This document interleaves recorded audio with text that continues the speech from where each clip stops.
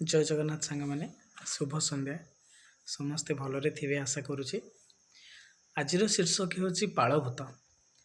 आपण मैंने देखिथे गाँ मानक चाष बिल मानक विशेषकर परिवा चाष बिल मानक देखिथे पालभूत सब था।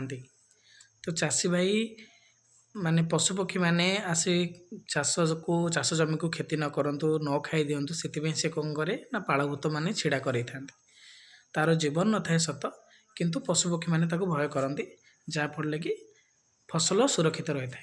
ठीक सेमती आजिकाली नीतिदिन जीवन में मनीष मैंने मनीष को ही व्यवहार करुँच निजर स्वार्थ सरला परे से मनीष को आउ पचारू ना भूली जाउछंती। जमती चाष सरला परे चाषी भाईर पालभूत पाखे किसी काम न थाए ठीक सेमती गोटे मनीषर स्वार्थ हासिल हो सारा पर काम सरला परे से व्यवहार करता मनीष को आउ पचारना।